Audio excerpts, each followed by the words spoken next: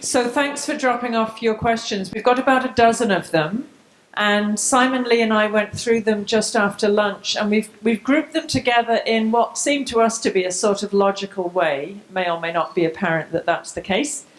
And the first 4 or so were specifically asked to Bishop Cottrell. But the Archbishop has said he may jump in anyway. So the following ones will be, whoever feels moved to start first, and then the other person can jump in or cut them off or refute them or whatever you want to do. So I'm not going. A couple of you signed them, but I don't think I'm going to give the names out. These will all be treated as anonymous. You can come and talk to me later if you want to find out. So the first question, but you have to buy me a beer, and then I'll tell you. I'll keep a list. Okay, first question for Bishop Cottrell.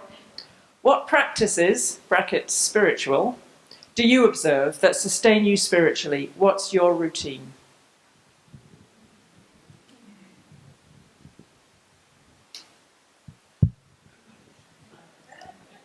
Yeah, silence. Yeah, I mean, I'm afraid it's a fairly dull, predictable answer. But the daily office is right at the heart of my own spirituality, and the daily office for me, I'm fortunate at the moment that I don't have to say it on my own, but for years I did have to say it on my own, or at least try to say it on my own. I trained at a theological college in England, St Stephen's House in Oxford, which had a very, very austere routine and rhythm of prayer, and although I valued that enormously, it lulled me into a false sense of security that I thought I'd got the spiritual life worked out.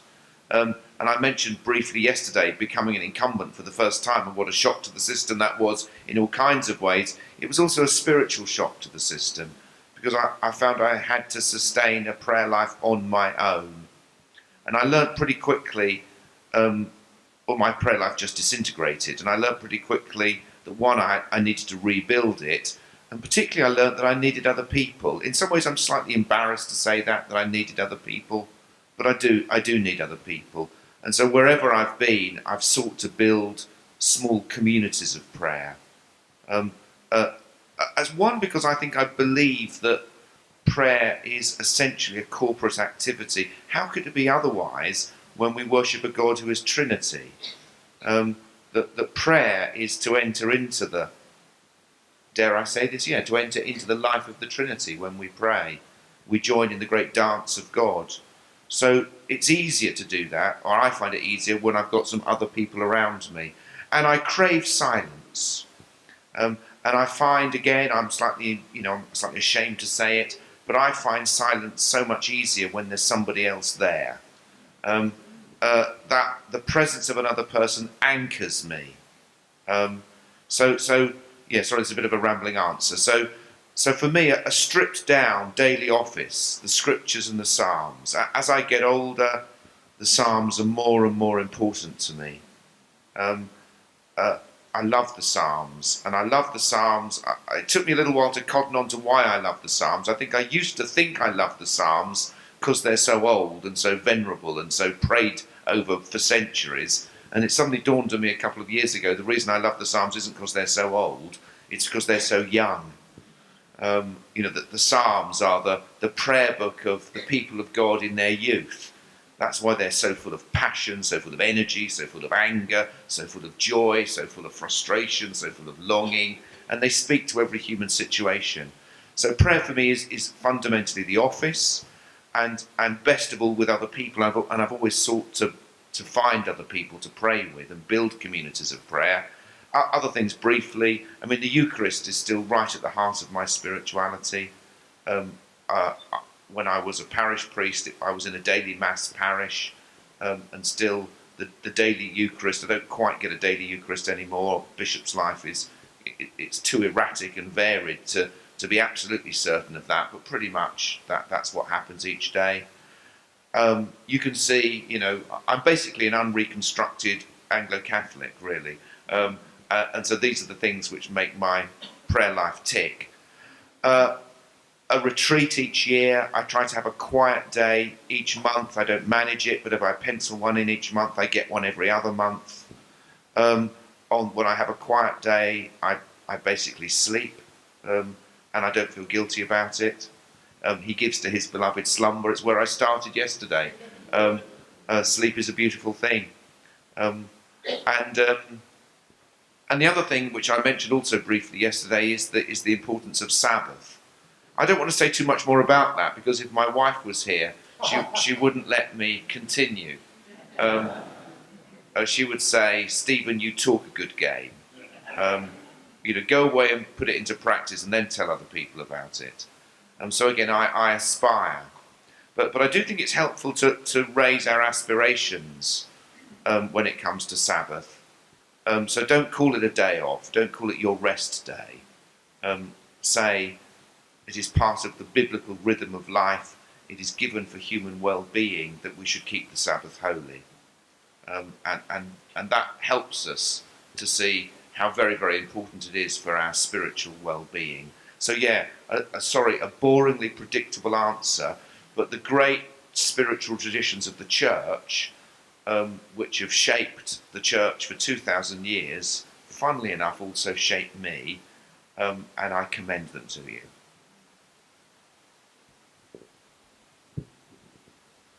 Do you want to comment on your spirituality? Very similar, actually. The daily office, although at times it has been less frequent than other times, that rhythm of joining with the rest of the church in prayer, that in fact when you fall away from it is still there when you come back to it. And I had a conversation with somebody about part of being part of an understanding of being part of Catholic tradition is that you don't hold the faith all by yourself anyway. You are part of the church. The church holds a fullness of faith that you as an individual never come to, and the church prays when you don't. And even at times when I have, I've never stopped praying, actually. I've changed the patterns of my prayer life, and sometimes it's been more formal than other times, but I've always had a sense of being connected in some way to a loving God. And that relationship is sometimes it's like your own relationship. Sometimes you have to go out on a date, and other times it's just the conversation over breakfast. But you can't just have the conversation over breakfast, because that's not deep enough. But you can't always be on the date. So an annual retreat with the other bishops, silence. When I have a Sunday that I'm not committed, which is not all that often, but when I do that, I join my wife, at least sometimes, at the Quaker meeting for worship, because Ellen's a Quaker, and it's silence. And that's just renewing in a different tradition. One of the things that I find extremely helpful, and I don't do it enough, and that is sitting in silent meditation in the Catholic tradition before the Blessed Sacrament, and just being there. Not doing anything, just sitting there. And one of the advantages of doing it actually with somebody else is that you're liable to stay for the length of time that you're committed to if there's somebody else there. Otherwise, you keep looking at your watch to say, how much more time am I going to have? The Psalms and the Scriptures are extremely important. Again, because they express parts of the things that I wouldn't necessarily want to express, and there they are, and I have to pray them. And I've said, I think, to at least some of you before, I remember in the midst of a really traumatic, difficult, conflicted time in in my ministry, and praying one of the Psalms and saying, let them dash their heads against the walls, and I'm thinking, yes, Lord. And then realizing that the other person is praying the same psalm, and I'm the object rather than the subject. And so the ancient being rooted in the realities. A Lutheran once said, never apologize for using printed texts. Those prayers are prayers that have been prayed and have become venerable in the praying. Just like a church that has been prayed, a sacred space, any sacred space that has been prayed in for a long time, has a different character. You know it when you walk into it. In the summertime, on holiday, we have a cottage, and sitting on the dock in silence in the morning, contemplating, is just reconnecting in a way that never happens sitting at the office desk. So there's an annual rhythm, there's a monthly rhythm, there is a daily rhythm. And I also have a spiritual director that I see every month for 1 hour.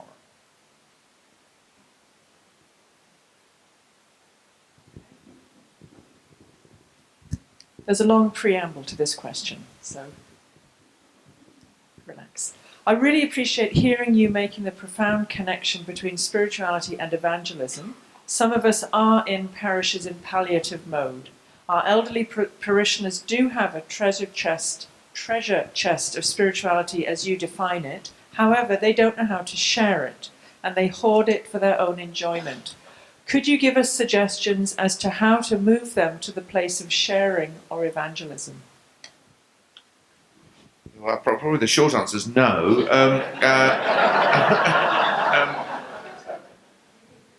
I'm familiar with. I think I'm familiar with whoever it is who's asked the question with this as an issue, not least in the church where I was an incumbent.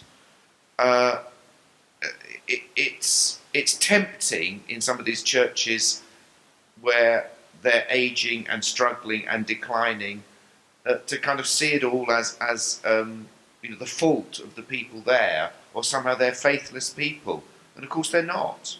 They're often people of deep and profound faith, but somehow they've just turned in on themselves, and helping them to turn out is an enormously challenging thing. And I don't want to not do justice to the question by giving a trite answer. But I think what I would want to do in those situations is that gentle work of not so much evangelizing the congregation, but helping them to know and share their own stories. And probably they have to begin by doing that with each other. So that's what I've always tried to do, and that, in a sense, I would do in any church. Is if a church wants to be serious about evangelism, the first thing is to teach people to pray. But in a congregation like this one you're describing, where probably these are people of prayer, are people of deep faith, the next thing to do is maybe to try to encourage them to share their stories with each other. So they start gently evangelizing each other by their stories, and then working with them to say, well, how can we begin to tell that story in the world? Something I've always said in teaching people about evangelism is that we all have two stories to tell. The story of what God has done in Jesus Christ. It's a beautiful story. We must know it, love it, and share it. But also the story of what God has done in me. And in its own way, it's equally beautiful and important and precious and worth sharing. But many Christians don't think they have a story to tell. One important bit of work I've often done with older Christians who have been Christians all their lives is to say, well, if you were brought up in a Christian home, if you can never remember a time when you weren't part of the church, then that's how you were evangelized. You were evangelized in your family and in your local church. That's how you received the faith. That's still evangelism. And people have perhaps never thought of it as evangelism. However it is that you received the gospel of Christ, that was how you were evangelized. And we should thank God that people are evangelized in their homes, in their families, in their local churches. That there was more of that happening. So that's how I would begin. Sorry, whoever asked the question, such a pathetic answer.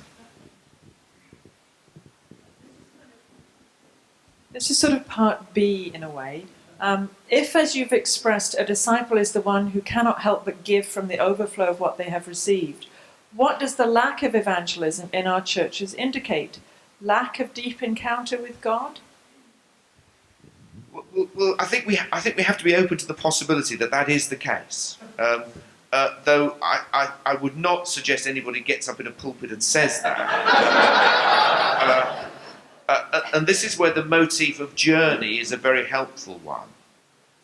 So what I need to make clear is what I am not saying is I don't like these people who say there's these things called real Christians. There's real Christians with a real faith, thus implying the rest of us are kind of artificial Christians with an artificial faith.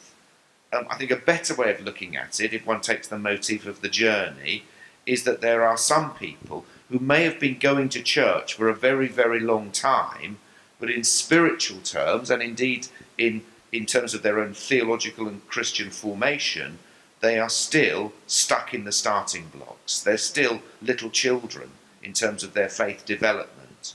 And I think that's a very, very, certainly in England, that's a very, very big issue.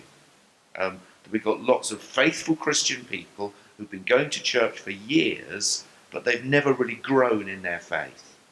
And again, I would say, if you want to help people grow in their faith, the two things I would focus on is teaching them to pray and actually helping them to articulate their own faith story and share it with others. That's where I would begin. So when I'm talking about faith development, I'm not thinking of it, I don't want to sound anti-intellectual, but I'm not primarily thinking about an intellectual articulation of the faith, though hopefully that will come as well. We need to be able to give a reason for the hope that's in us. But so I think the answer is yes, I do think that, but I think we need to be careful about the language we use and then how we go about discipling the people of God. Any comments from the other side? I'm not going to improve on him. Okay, all right. Okay, here's a good one. Bishop Stephen, would you please speak about motivation? If the issue of heaven and hell is no longer part of the conversation, what is the motivation for evangelism? Yes, well, I'm just checking. I'm just checking I've understood the question correctly. I haven't. I don't think I've spoken specifically about heaven and hell. So let's just put heaven and hell to one side for a moment. If the question is, but let me put it this way.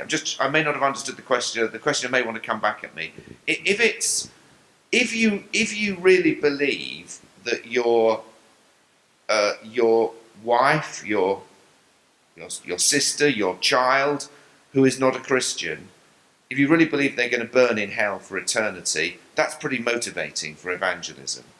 I'm not sure that's quite how I would want to describe it, but there's a whole big theological debate there to be had, because I certainly believe in heaven, and I also believe in hell, but I want to say a lot more about those things before just saying that person who's not yet a Christian or is not a Christian. I want to say a lot more before I draw that conclusion. But if you do draw that conclusion, as some Christians do, it's very motivating.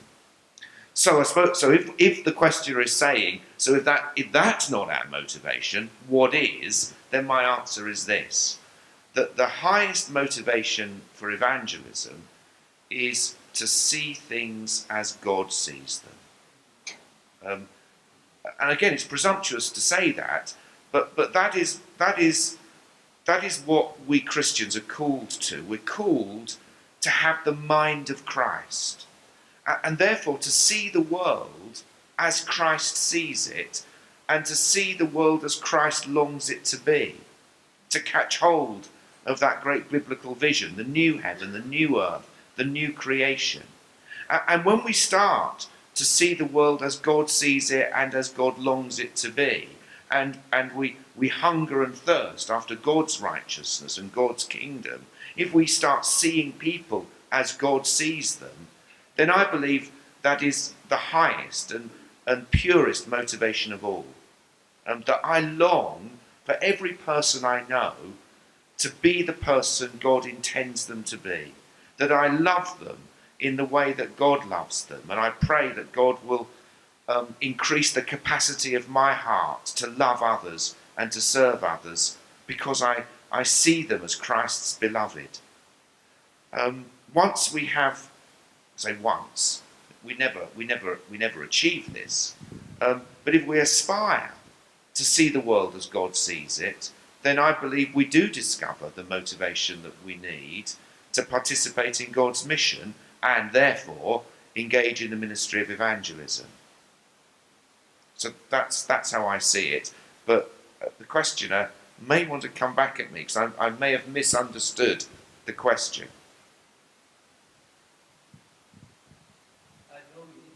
Oh, right, okay. Yeah. Thank you. I had a very flip response when what would be the motivation for evangelism, and I would say joy. If you have a sense of the love of God, you want to share that. And the motivation is not how God is going to judge the listener, the recipient of my witness to God's love. It's just, it would overflow.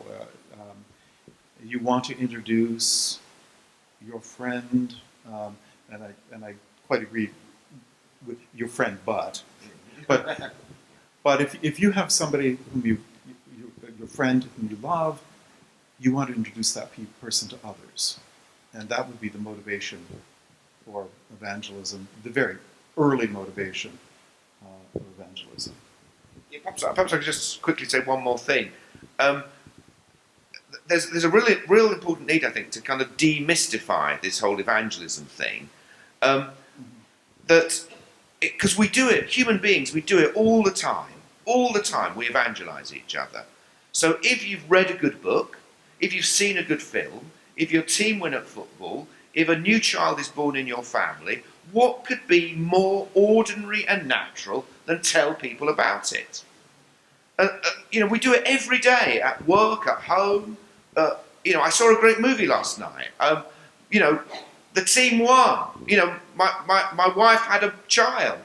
We share evangelism means sharing good news. Now, when I bump into somebody in the street and tell them, an old friend of mine, and say, I read this fantastic book, I think you'd love it, I don't think my friend thinks I'm oppressing them.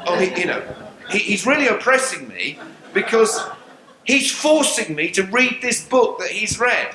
I don't think they think that. They just think he's sharing the good news that he's experienced. And it's obviously such good news, he wants to share it with me. I'm now going to have to make a decision whether I take any notice of him or not.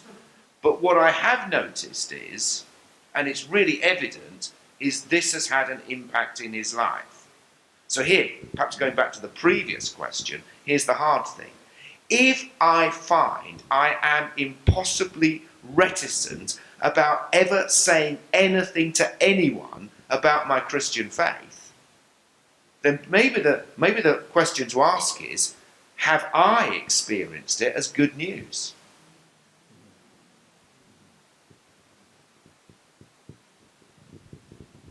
Okay, now for something completely different. Yeah. Scenario. You're on a bus wearing your clerical collar, just 4 minutes from your destination. A young man gets on and sits next to you, and after a warm greeting says, Vicar, so I suppose this one's for you, Vicar, I'm wondering, why should I join this Christian thing when the church seems divided on every issue? People have different views because of their so-called theological positions. What do you think? And it's now 3 minutes from your stop.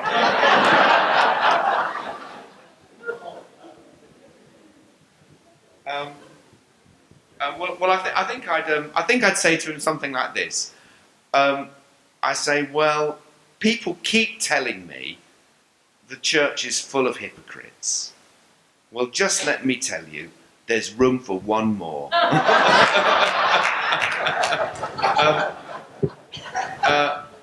say that the whole point of the church, you're absolutely right, the church is a mess. We disagree on so many things. We are an appalling witness. But the point of the church is that we are sinners taking the cure. And so Jesus came to bring reconciliation, forgiveness, peace to people who mess up. And if you join the church, I'm afraid you're going to join a group of people who've really messed up. The only difference is that at our best, we acknowledge it. At our best, we acknowledge, the other thing people often say, to me is, your faith is just a prop. To which I always reply, yes, it is. What's yours? I'm not ashamed to say that I need Jesus Christ. And I think he's rather better than a bottle, or whatever else you might use. So I'd want to end. I know we only got 3 minutes. I'd want to enter into. In 3 minutes, you can have a conversation, but I'd want to say something very quickly about the church is made up of people who recognise they have a need, and if there is a need in you, don't look at the church. Look at Jesus, the one who can alone bring that forgiveness and peace.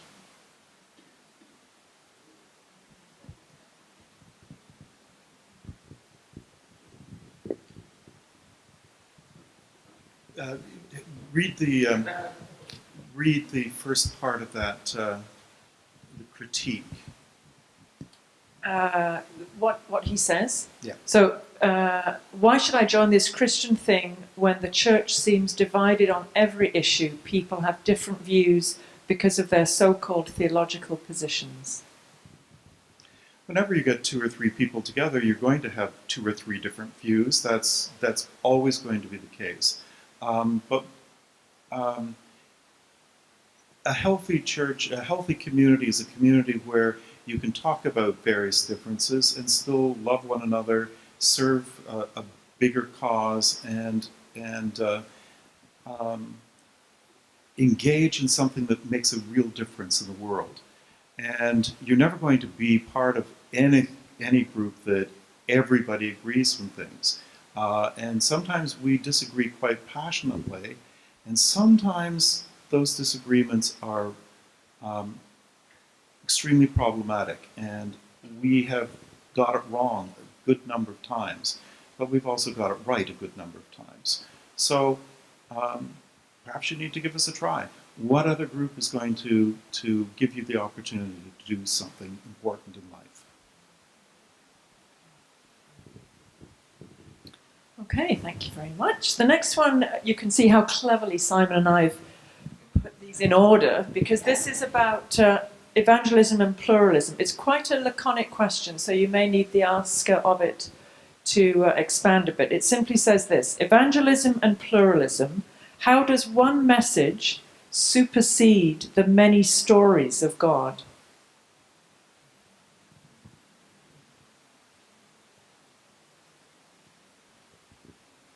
Well, I have to. I may not have understood the question properly. So again, please, whoever it is come back. I think I want to say that I just don't recognise this as the big problem some people think it is. But forgive me if I've misunderstood the question. Jesus Christ, if it's true, obviously I believe it is, but let's just say if it's true for the moment. If the Christian story is true, then it is good news for every person and for the whole world. However, that doesn't mean to say it supersedes in the sense of removing and obliterating all the other good news that is contained in other religions, other faiths, other philosophies. It doesn't have to mean that. And so, Jesus himself was a Jew, and he said very clearly that he'd come to fulfill Judaism, going back to the previous question, all the disagreements, the first great tragic disagreement was the schism within Judaism itself. We as Christians, we easily forget that. That I think it is fair to say that is not what God or Jesus himself intended to happen. But it did. So I don't really see the problem here, though I know a lot of people do think there's a big problem. And I suppose it's because, if I could just jump on a hobby horse, ride it once around the room and then I promise I get off, I suppose it's because I don't really think of the Christian faith as a religion. I suppose that's kind of, I know that needs a lot of explaining and unpacking, but there isn't time. But I suppose it's that if the Christian faith is true, the Christian faith is about God's initiative, what God has done in Jesus Christ. And other faiths and other philosophies are full of truth and goodness, but they're not the same. It's something different. And so I don't see any problem in holding to the uniqueness of Jesus Christ and the distinctive thing that God has done in Jesus Christ, and at the same time honouring the truth and goodness that is present in other philosophies and other religious traditions. But I know that needs a lot more saying, but that's a brief and probably not terribly good answer. Sounds good to me. Right, well, I would say that if God has revealed, I believe that God reveals himself most fully in Jesus Christ. And the outpouring of the Spirit allows me to participate in the life of God in a way that brings me, and not just me, but everyone to their fullness. But where there is goodness, where there is love, where there is joy, God is present. It's the same God who is present. Now, people limit that and distort that. They do that within Christianity, and they do it in other faith traditions, and they do it outside faith traditions. But I remember the comment that Rowan Williams made at the retreat that he gave for the bishops prior to the formal beginning of the Lambeth Conference. He made a very interesting comment. He said, "Wherever joy is present, you know that Jesus is in the neighborhood." I'm sure we should really let Bishop Philip answer this question, but perhaps just one more brief comment. That a lot of my own ministry in England has been in inner city, multi-ethnic parishes. Well, actually not. What the parish I worked in Huddersfield, 80% of the parishioners were Muslims. So it was actually a very kind of monochrome culture, but it was a Muslim culture. And over and over again, the one thing I found that people of other faiths were exasperated about with us Christians was the way that we didn't want to talk about God, and that we seemed willing to put on the negotiating table that which was most central to our faith. They couldn't get that. And so it kind of experience of actually entering into dialogue and indeed sharing faith with people of other faiths taught me an awful lot about the fact that this needn't be a problem. In dialogue with other faiths, one of the things I think we need to take into account is that we need not to apologize for the faith that is in us. And in fact, knowing our faith and being comfortable and comfortable and confident in our faith, but not imperialistic about it, allows for the dialogue to happen.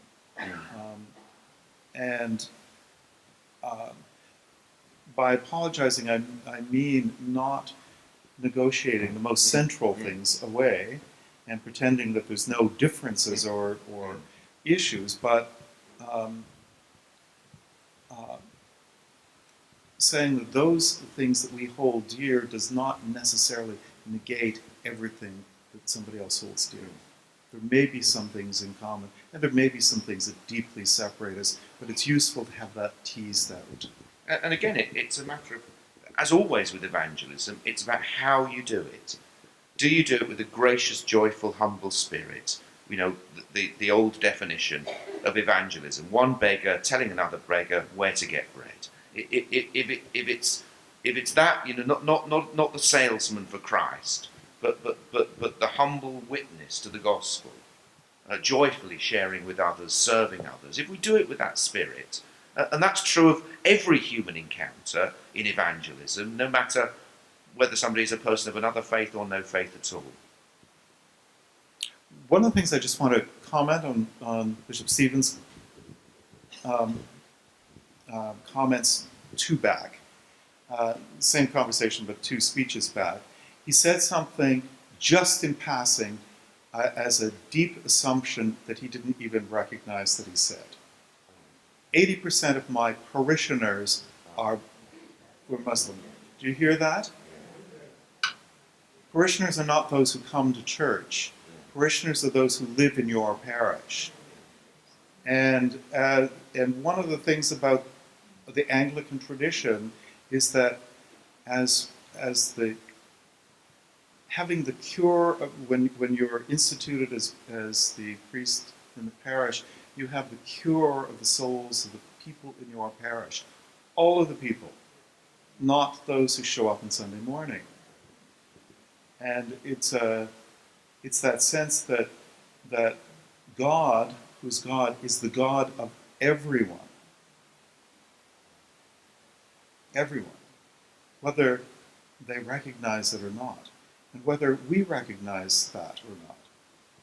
You know, thank you for picking up on that assumption, because it is something, it is so deep within, certainly Church of England clergy, but it's one of the things we notice when we come abroad, if I may be so bold, that quite often in the Anglican communion and almost everywhere else, clergy, when they talk about their parishioners, are talking about their congregation.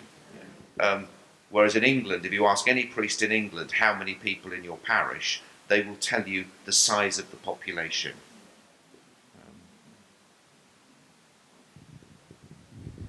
The next question is a bit more specific in this pluralism one. And again, I don't know if the person who asked the question wants to elaborate a bit, but it's simply this: how best to journey with Jesus and those followers of Islam? How best to journey with Jesus and those followers of Islam? I've just come back from the meeting of the Anglican Bishops in Dialogue in Coventry, and there were 24 bishops present, and as the bishops pointed out, both in Nigeria and the Nigerian bishop present and the Kenyan bishops present and a Ugandan bishop present and a South Sudanese bishop present, the conflicts have a very thin veneer of religion and a really big dollop of politics and power. So we have to be very careful of making the equation about the conflict between Islam and Christianity as a conflict between religions, when it's really a conflict about power and politics. And it's exacerbated by people on both sides who are using religion as a way of gaining manipulative control. So we need to recognize that there are extremists on both sides, and that dealing with extremists is exceedingly difficult, because extremists absolutely know what God has in plan from now until all eternity, where the vast majority of people are not in that camp. And so we need to have conversations that do not demonize the other, but engage with the other as also children of the living God. Yeah, I don't think I have much to add, only that perhaps a little bit about our context in these kind of communities. But certainly in the Chelmsford Diocese, we have a long-standing link with Kenya. I was in Kenya earlier this year, and the dioceses we're linked with are in the Mount Kenya region and going north to the Somalian borders. And as you move north, of course, you move into very clearly Islamic territory, and there's all the tensions there. Thankfully, not as extreme as in Sudan or Nigeria, but still pretty scary.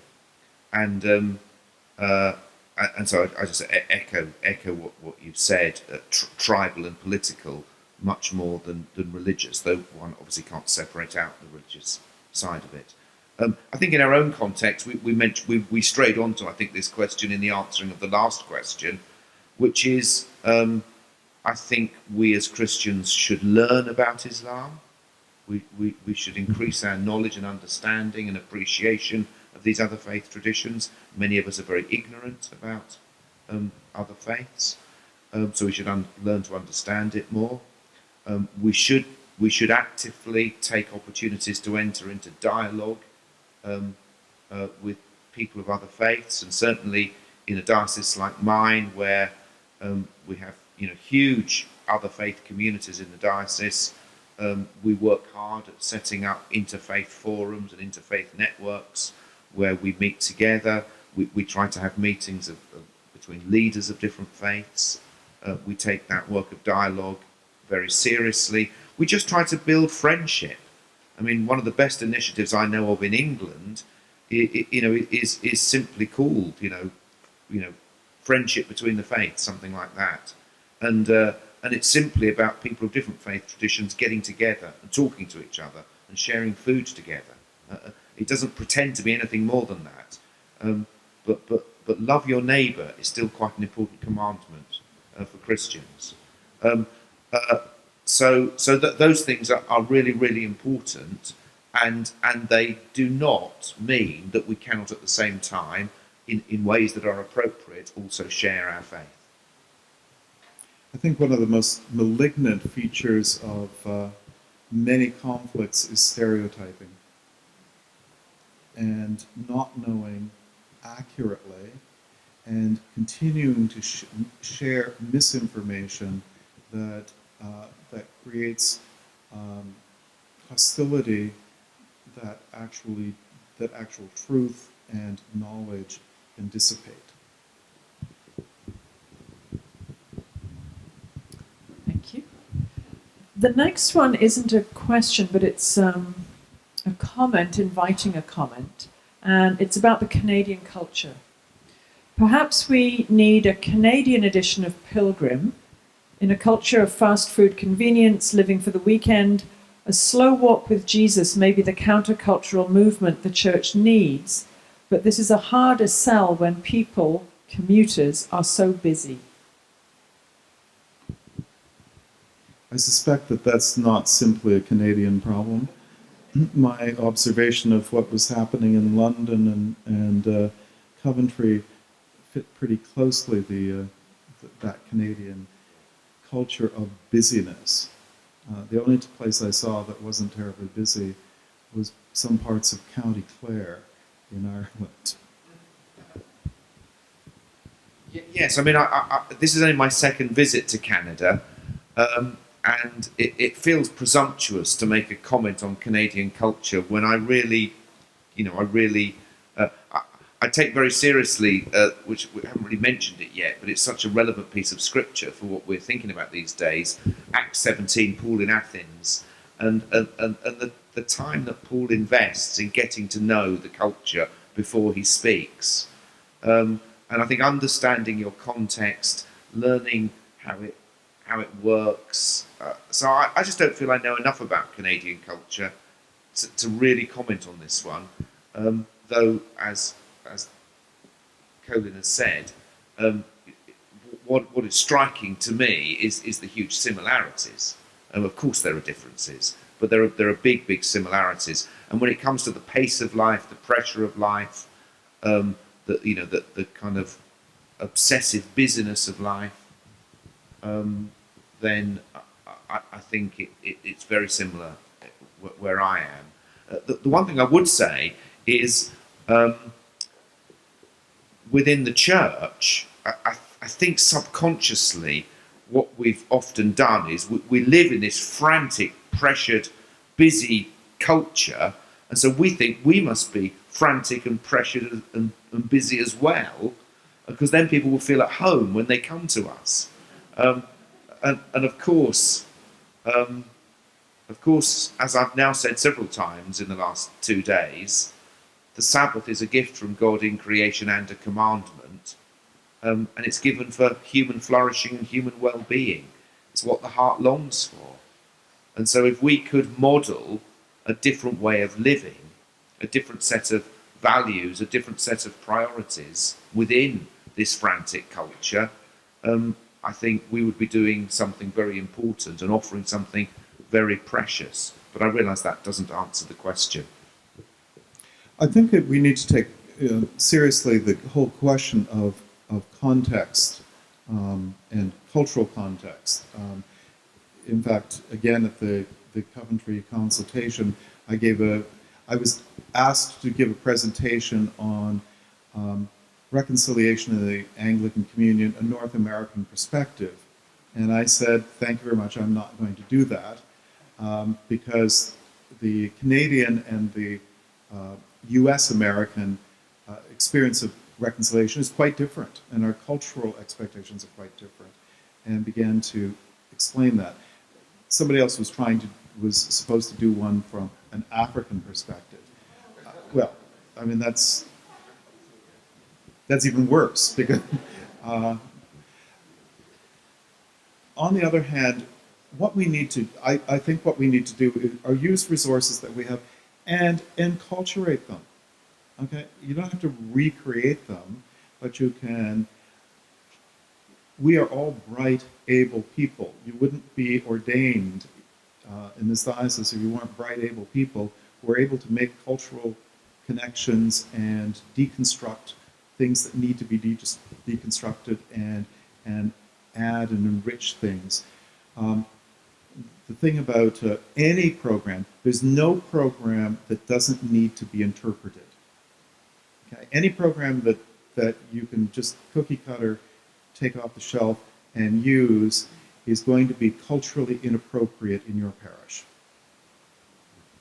Unless you happen to be the people who wrote that program.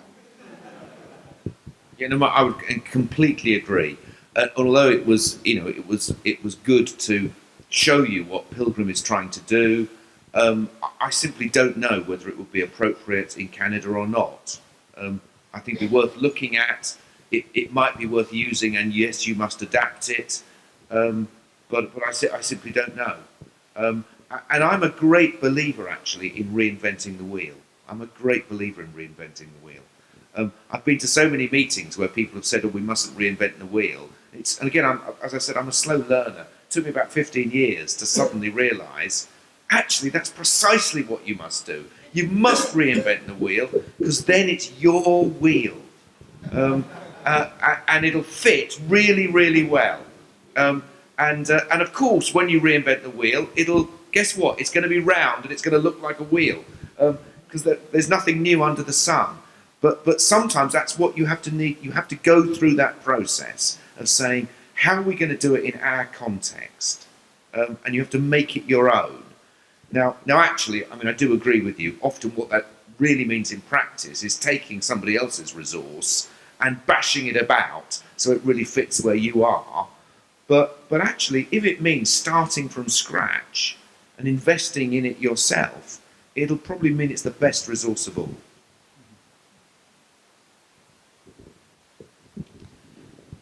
The last three questions are about Sunday morning and Anglican liturgy versus other clothes, right? So, and the first one relates to your expression of the nurturing place. So the question is, why can't Sunday morning be that nurturing place? Why shouldn't it be that nurturing place? Yes, I absolutely agree. And I'm glad to have the opportunity to answer this one, because I was tempted to say more about that this morning. I thought I'd better not go down that road because I may never come back. Because for me it's a key question. So let me explain it this way. Yes, it could be, but it probably can't be at the moment as it is. At Sunday itself, what we do on Sundays would have to change. So see if this picture's familiar for you. In England, this is what we do. We have church at, let's say, 10 o'clock on a Sunday morning. It doesn't say on the notice board what time the service finishes. It says what time the service starts. But if you asked people who go to church every week what time the service ends, they know. They know what time it ends, give or take 5 minutes. It starts at 10, and in England, usually it finishes by 11:30. You know, hour and a quarter, hour and 20 minutes, hour and a half max, then it's over. There's usually a cup of coffee afterwards, so you can be pretty sure if the service is at 10, you can be home about 12. And that's what I call the Sunday contract. It's not written down anywhere, doesn't say it on the notice board, but everybody knows that that's the contract. Starts at 10, I'll be home by 12. What also happens in England is, so you've got people in church, and you've worked hard to get them there. They're in church for, let's say, an hour and a half, 90 precious minutes once a week. Most people don't come once a week, but let's assume they do for a moment. What we do in England is we devote 5 or 10 minutes of that precious 90 minutes trying to persuade people to come back to church, wait for it, later the same day. That's what we do in England. Or if not later the same day, we try to persuade them to come back on Tuesday or Wednesday. I mean, we are totally bonkers. Why would you do it? No other organisation would be so stupid. You work really hard to get people to come, and then when they're there, you say, we really, really like you to come back later. Why can't we wake up, smell the incense, and say, it would be better to renegotiate the Sunday contract? First of all, admit there is one, we all know there is one, and then renegotiate it. And instead of trying to persuade people to come back later that day or later in the week, say, what would church look like if instead of it being an hour or an hour and a half, what would it look like if it was 2 hours or 2.5 hours or 3 hours? What would church look like if the contract was different? What would we do with that precious time? One of the reasons that we struggle with issues of discipleship is because we put on some sort of discipleship program, and then when people come to church on Sunday, we use some of that precious time to say, please come to our discipleship program, which is happening this evening or on Tuesday evening or whenever. And then in England, it may be the same in Canada, it's just the same few keen people who come to the discipleship program, and most of the people who come on Sunday don't participate.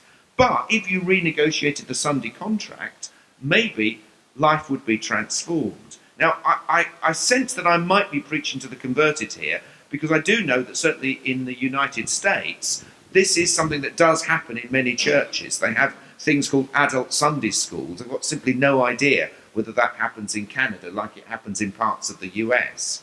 But certainly in England, it's something we're seriously thinking about. And it's a massive challenge to our Sunday church culture. What would church look like if we all stayed a bit longer on Sunday morning? But of course, if we did start thinking like that, then in answer to the question, suddenly that opens up the possibility of Sunday morning being that place of nurture. And there's 1 or 2 churches in the diocese where I serve which are beginning to do this. So there's a church in just outside Chelmsford itself where they call it rolling church.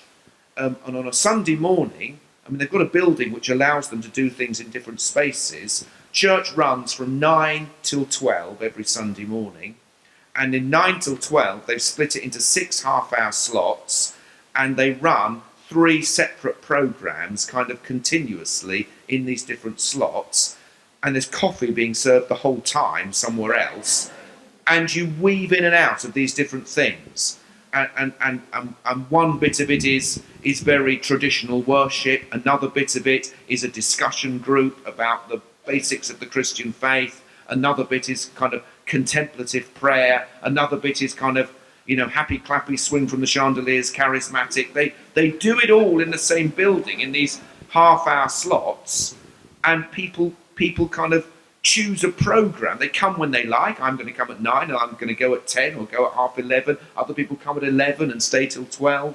It's kind of worship as multiplex. Now, I'm not saying it's the answer. Part of me thinks it's a hideous thing. But it's a very interesting experiment on saying, what would Sunday look like if we reimagined what we do on a Sunday? And of course it then opens up all these possibilities for Sunday morning to be the place of nurture.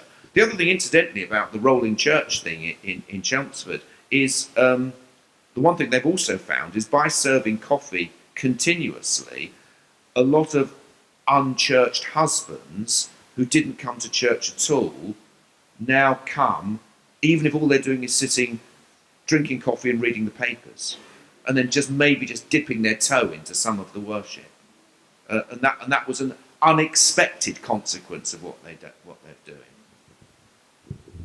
I'm going to take it in a somewhat different area, and that is the whole idea of what is, to frame it in a way that has been framed for us in a smaller group that I've been working with. What is the significant charism of the Anglican Church? What is it that Anglicanism is gifted by God to bring to God's mission? Is there anything specific? And I think that actually we need to explore what are the parameters about that, because I think we're quite fuzzy about that. I think that fuzziness comes with an apology for Anglican liturgy, for instance. It comes with a desire to be like somebody else rather than like ourselves. So what is it of, is there anything in our particular tradition that is of use to God in the world for his mission? And I think that actually right at this point, that's one of the issues that we are beginning to explore in the diocese. So to add to what Stephen was saying, I think that there's not a one-size-fits-all uniformity, but there is I know in my heart that there is a scale of parameters which is appropriate as an Anglican tradition. It's probably broader than what we have expected, but it's not unlimited. It's not. You can't do anything that that your heart fancies and still call it within the Anglican tradition, but you can probably do more than we do. So that conversation is actually underway right now. It's do not take this as you can do whatever you want, but let's have the conversation of what is essential and what is much more flexible. Perfect segue to the penultimate question. It's the penultimate question. I thought it was the pouncing question. No, penultimate. All right, so this is pushing it a little bit further. In an effort to be more seeker-friendly, some churches have unilaterally changed worship. For example, rewriting Eucharistic prayer, creed, doing away with vestments and lectionary, changing the title to pastor. Here's the question. What has been your experience and what is your opinion?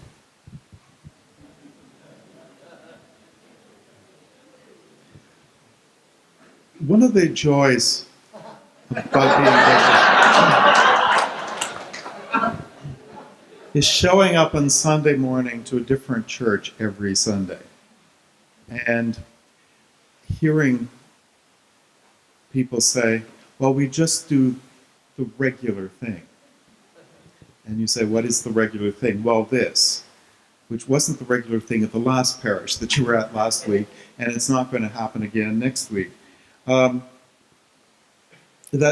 just illustrates the question, what I said in the last question. There is experimentation going on.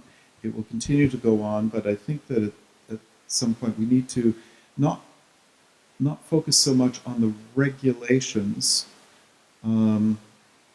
themselves and try to regulate everything, but set what are appropriate and agreed parameters within which we exercise our ministry, so that, to put it in really crass form, the brand is recognizable. Like if you go to Tim Hortons,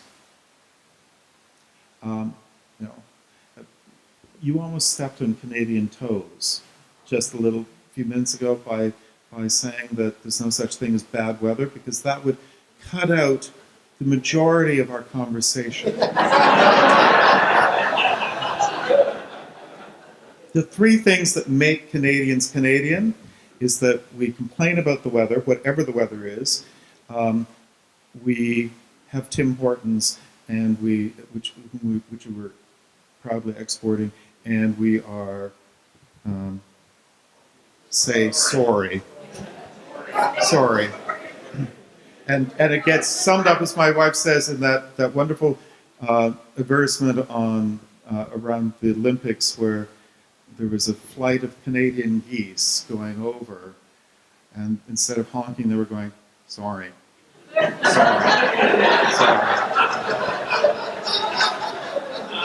And you didn't know what the advertisement was until the last frame, and it said Tim Hortons.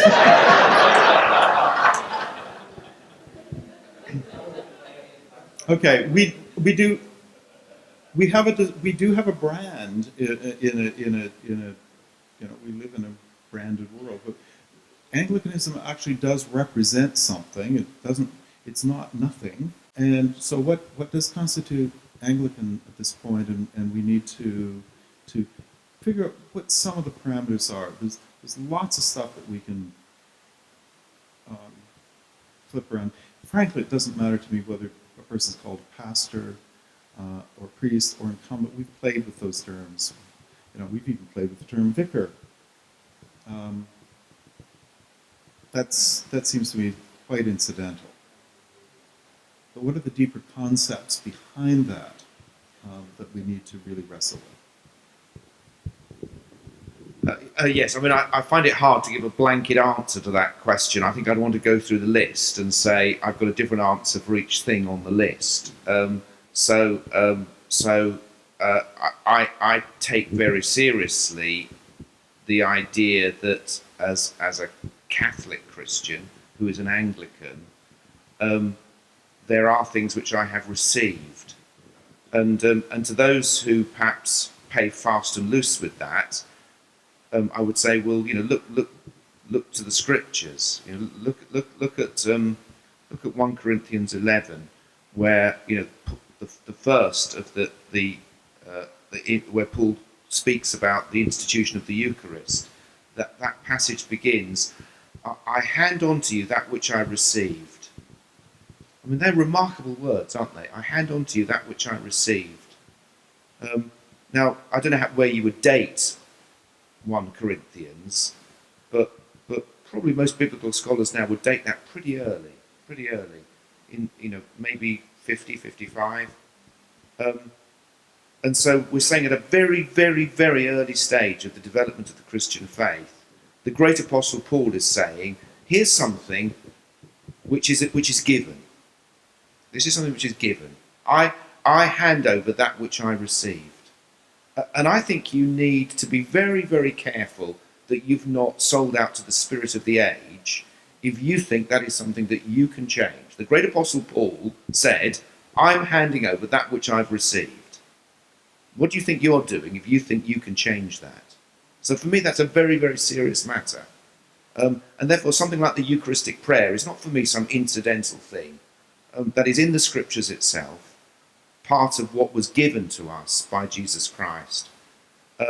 And so I'm all for us reclothing the Eucharist in ways that are contextually appropriate, but we do that knowing there are some things which are given, and they're given in the Scripture and in the tradition. And we shouldn't separate out Scripture and tradition too quickly, because where do we learn about tradition? We learn about it from the Scriptures. There it is, in that verse from St. Paul. So sometimes I think we fiddle around with these things through a lack of confidence in what we have received. And sometimes we do it because we frankly have not thought it through theologically ourselves. And there's a certain sort of evangelical who frankly needs to read their Bibles a bit more. They claim to be the most biblical people, but they haven't read it very, very much. And I notice as well, when I go to those churches, which claim to be so biblical, the Bible hardly gets opened. The Old Testament almost never.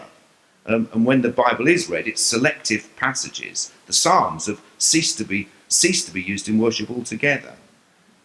So some of those things on the list, I want to have a very robust conversation with people about actually what do you really think you're doing here, and have you actually sold out to the spirit of the age, which is wanting everything to be shiny and new.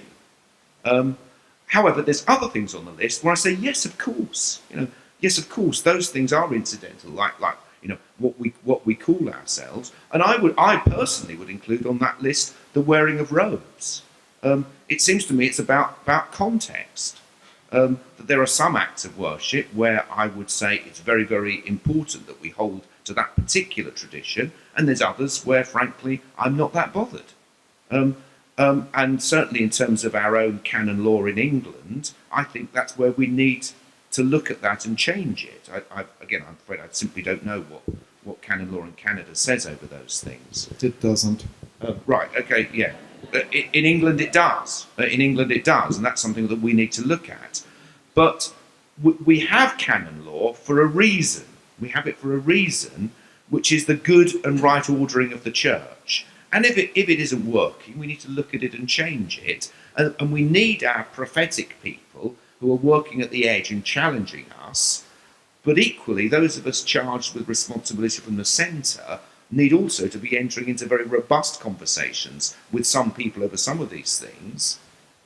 Again, the creed would seem to me to be the most important example on that list, to say these are things which are given. And yes, of course, as an interesting home group discipleship exercise, it's really creative and interesting to say, so how would we express these creedal truths today?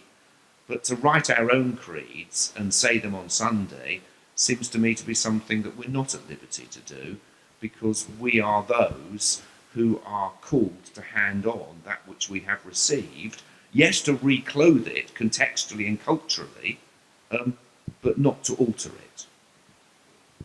We're not a congregational church. I mean, that's an Anglican tradition. You're not a congregational church, so when you profess the faith of the church, it's not of your congregation.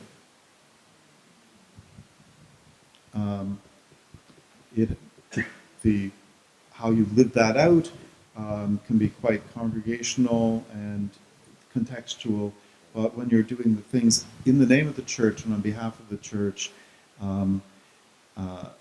those particular things are, if you will, not your property to do as you will. Thank you very much. The last question has actually been answered, so I'm not going to read it. And we're out of time. So thank you very, very much.